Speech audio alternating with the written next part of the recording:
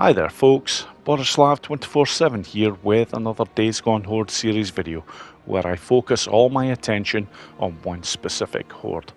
And on this video, it is the CHEMULT Station Horde that gets my full attention. Right then folks, this horde is 125 strong. It resides in the central area of the Highway 97 region. And this is one of the few hordes that is actually available to take on as soon as you reach the south. Now, they don't move very far away from their daytime location, but I'm going to bring up on the map to show exactly where you will find them. As always, there is only 3 locations, and this is their daytime location right here. Don't have to look very far to find their night feeding location, which is very close. And likewise, their night water area is not very far away either. So the good news is this horde is very, very easy to find. And it's worth noting that there are no less than 3 easy kill locations for this particular horde. So let's do this. Okay, on to the first run, and as always I like to start with a conventional method, albeit one with a slight twist. Now, this particular run will take place during the daytime, and before I head to the main attack point, I'm looking to park up the bike, but obviously in a very specific location, because I'm eventually going to bring the horde over to this area right here. And the bike, as always, really does act as a fantastic slowdown for the horde. In this case especially, because some of the horde will actually give up before they get to this point, but it splits them up very nicely. So now that I have the bike in place, I'm basically looking to head over to my main point of attack, because this run really is a 2-parter, and you'll see exactly why I've chosen this particular area here as my starting point. And yep, as you can see, there is a huge tanker, and right beside it there is also a barrel. So I'm looking to get the horde's attention. Those ones especially there I'm wanting to take out before I lay down the attractor. Just anywhere over there will be absolutely fine. And then I'm going to get down a little bit of fire. Once I've got the numbers, that's fantastic. One shot and then I'm moving. That's already taken out close to half of this horde. So from here, I'm not even taking the time to look until I get over to the bike. But now, here we go. And as you can see, I do have a reasonable amount of the numbers, but they're coming over in very small groups, and this is fantastic. It makes them so easy to take care of. And I was actually a little bit shocked there, because that one freaker actually managed to get past that point. With the bike, which I didn't think was possible. I checked that before I left the bike, but never mind. It's only the one freaker that's managed to get past it that way. So, at this point, I now have most of the horde. I say most because you usually always find there is one freaker that doesn't leave the very last carriage. And yep, this one is no exception. And bloody hell, how did I miss that one with so many bullets there? But never mind, that is it. That is my conventional method for taking out this horde. It's a nice, clean, easy way to get the job done. Okay, on to the next. Okay, on to the first easy kill location. And as with all the runs in this video, they all take place during the daytime. Now, for this run to work, you have to be very quick with the bike and getting into position on the particular rock that I'm going for. So I'm looking to do a very quick drive-by. I'm not interested in looking back, because I know I'm going to get the entire horde. And from here, that is the line to get across here. I like to make sure there's a wee bit of a gap between the bike and that rock, and then from there, take the direction that I'm taking. It's very important to get deep to that particular part of the rock, because if you don't, they will start coming across the river at other points and they'll get to you far quicker. But as you can see now, I've already reduced their numbers with 1 grenade, and by the time they do get across the river, because some of them will make it, their numbers will be heavily depleted. This is why I like to leave a slight gap there between the bike and the rock, because it really does funnel in very nicely. And now, just to be on the safe side, I'm getting up the Chicago chopper just to make the light work of this horde here, because I don't want them getting here in large numbers. There is a slim possibility they can get onto that rock if you do. Now, very unusually, I'm going to show this run again with a slight variation. So, here is a slightly easier way to do it. Right then, a bit of deja vu onto easy kill location number 1 again, albeit with a slight variation. Now, the variation I apply to this run does make the job a whole lot safer than the first run that I show. But it starts off the same. I'm looking to go past them at speed, a few shots being fired, then get across the river very quickly using the bike. Once I'm off, get to the top of this rock as quickly as possible. Now here comes the difference. I'm starting with a grenade, but I'm simply not stopping at one. I'm going to get a second out there. And here we go. For anybody that thinks the grenades don't work in water, think again. They work very well. Unlike attractors, if you try throwing an attractor in water, it simply won't work, but you do not get that issue with grenades. And because of that, you have the time to take the horde out very safely indeed. So if you do have some extra resources, that run is certainly worth considering. Right then, on to easy kill location number 2. And this one has the luxury of a setup that you can really take your time over. As always, it takes place during the daytime, and given where I am at the moment, you've probably guessed it already, but yes, there is going to be a bike jump involved in getting the job done for this one. But the good news is, it's not a very big jump. That is the line you need to be taken. The part of that carriage there is very important because it allows you to make this jump pretty safely. You don't even require a level 3 engine to get this done, but basically once you're there, purposefully put that back wheel down on that point. By doing that, you basically leave yourself enough room to get round the bike, and then from here, I'm looking to head onto this roof section right here. And although the freakers can get to this area eventually, it does take them an awful long time to get here. So I'm going to start by getting their attention. One attractor. We'll start with some gunfire, and I'll eventually throw a grenade over there, so I will take up some of their numbers. But there is so many advantages to this spot, because you'll see in just a second exactly where they're all going to start to run to. They're going to be passing myself because they can't get up to this position by climbing. Where they have to go is right over to the very far side there, climb up on that particular spot, and then they will eventually get up onto the roof.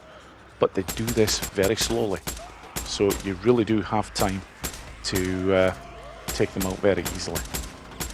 And there is also a failsafe. If you're really not happy in just trying to take them out from here, there is another spot that you can go to where you are even safer than this, and I'll show it right now.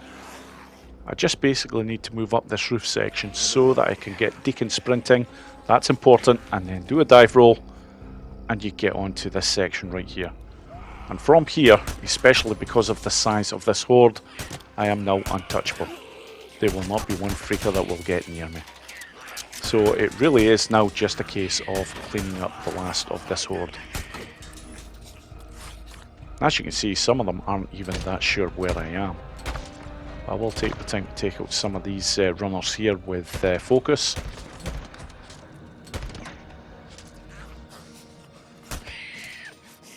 And this shouldn't take too long now.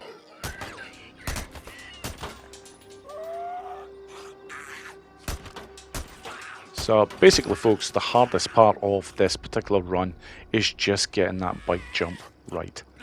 But it really isn't as hard as it looks. Give it a shot and you'll be amazed at how easy it actually is.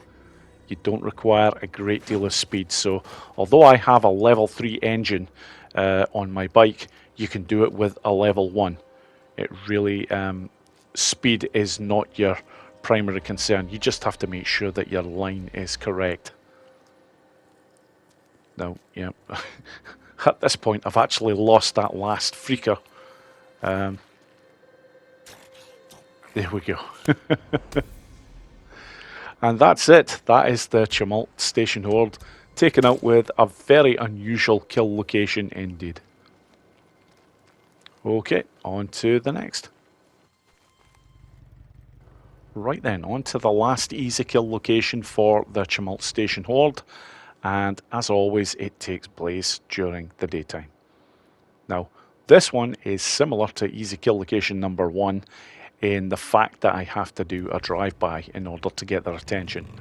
But it's very important to do this one far slower, because I'm looking to take this horde to a very specific spot, so the last thing I'm wanting to do is to blaze by them very quickly.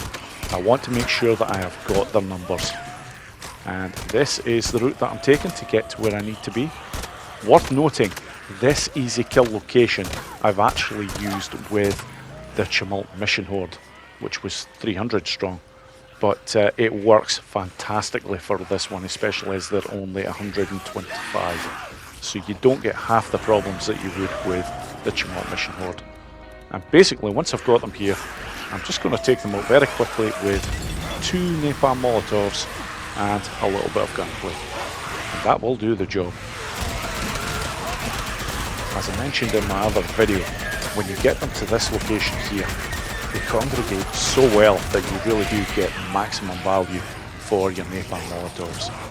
So right now, yeah, there's not that many of them left. What the hell? One more. This should do the job. There should not be any of them left after this. And there we go. Very nice indeed. Okay, job done. On to the next run. Okay, on to the next run, and this is what I like to call the bridge method. As always, takes place during the daytime, so not an issue in seeing what is going on. And this is another one that is a two-parter. Now, I'm looking to first of all get the bike in a very specific spot, just right there. I'm not bothered if it's at a slight angle. It will do the job very nicely in slowing down the horde that is going to be coming at me. And worth noting, it's not going to be the entire horde. That is the beauty of this particular method. I'm looking to take them out from distance here, but I know I'm going to get most of them coming over here. And as they start getting closer to me, I'm just going to move back a touch and basically use the bridge to make sure that I don't get flanked. This is the beauty of this here. You really don't have to worry about any surprise attacks. Even though I know there is a horde not that far away from me that is behind my position, they are far enough away that they're not going to be hearing any of this gunfire. You need to be going to the other side of the bridge and well beyond before that might become an issue. But there we go. As you can see, I've already taken out so many of them. Now, this is the beauty of the second part of this. I'm looking to get to the end of this carriage section here, because from here, their numbers are so small now that I am untouchable, especially as they will just congregate below me. This particular area here is another particular easy kill location that I've shown on my video for the CHEMULT mission horde. But the problem in trying to take out the entire horde from here for this particular horde is getting to this position. It's exceptionally difficult unless you do it this way. And there we go. Not too much bother at all. That is another very nice, easy and clean way in order to take out this horde. On to the next. Right then, as always, I like to include a stealth option for anyone who is looking to take out the horde without getting particularly close to them. Now, this takes place during the daytime, and although there are a great number of locations that you can take this horde out with stealth, This one is my personal favourite. So I'm just looking to crouch down, head over to this area here, and then just make my way over to here. You do have quite a bit of protection here, and you're far enough away from the horde that this becomes quite a safe affair indeed. So I've got one normal attractor out at first, and I'm looking to try and get a napalm molotov over there. Yep, I can't actually throw it that far. You don't quite have the reach as what you would with a pipe bomb or a grenade. You can throw them a damn sight further. But at this point now, I am going to hit them with a few frag grenades. It's a tried and tested method. Basically, you throw the first one out. When the freakers hear the explosion, they basically run in towards it, and you fire another grenade.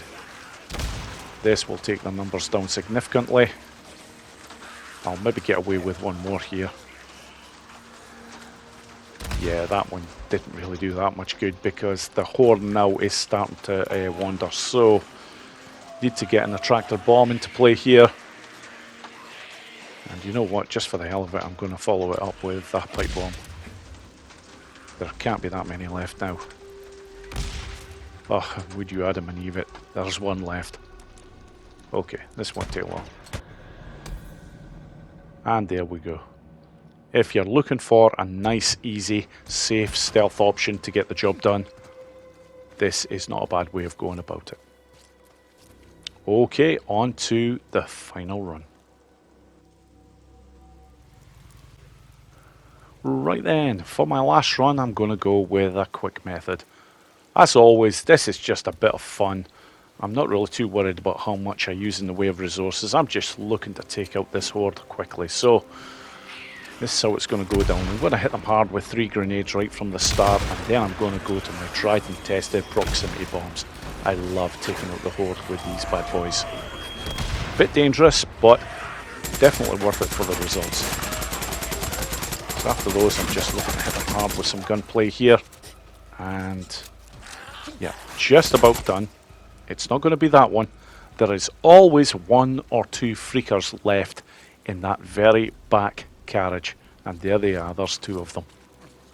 But this won't take long now. Job done.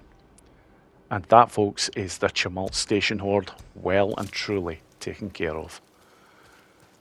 And that's it. That's the end of the video. Thank you so much for watching, and I hope you all enjoyed it.